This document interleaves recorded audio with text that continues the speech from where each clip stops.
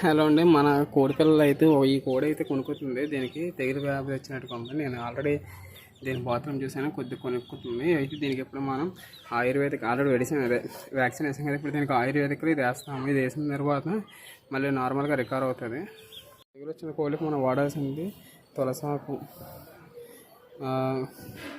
ఈ ఆకు ఏంటంటే ములక్కాడాకు, వెల్లుల్లిపాయ, అల్లం, పసుపు, జీలకర్ర, మనకి నెయ్యి కానీ బెల్లం కానీ ఉంటే బెల్లం కూడా నెయ్యి కూడా వేసుకోవచ్చండి. ఇప్పుడు ఇవన్నీ కూడా మనం నూరేవాలి.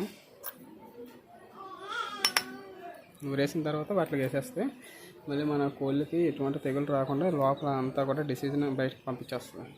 చూశారు కదా, ఇప్పుడు మనం చూస్తున్నాం కదా, నా కోడి ఇగోండి ఇలా ఎక్కడికక్కడ పారేసింది. అయితే ఇప్పుడు అది వేసాను కదా నేను ఆ మందు.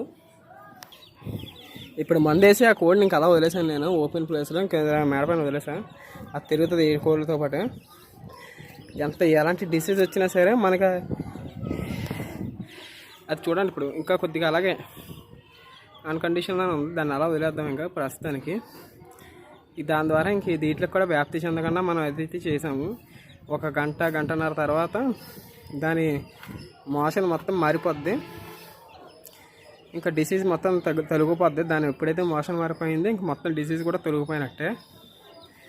మన కూడా ఎలా తినకపోతే కనుక ఈసారి మనం ఏం చేద్దామంటే ఇంక ఇలాగా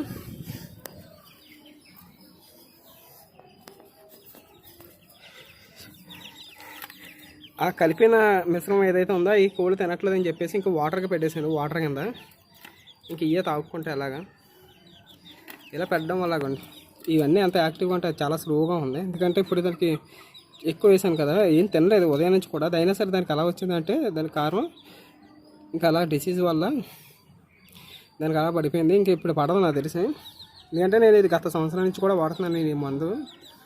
నాకైతే మంచి రిజల్టే ఉంది. కాకపోతే ముందుగా మనం తేరుకుంటే పర్వాలేదు, బాగా ఎక్కువైపోయిన తర్వాత తేరుకుంటే కొన్ని రోజులు పడదు, లేట్ అవ్వచ్చు. బట్ ముందుగా తేరుకుంటే మాత్రం తొందరగానే మనకి క్లియర్ అయ్యే అవకాశాలు ఉన్నాయి.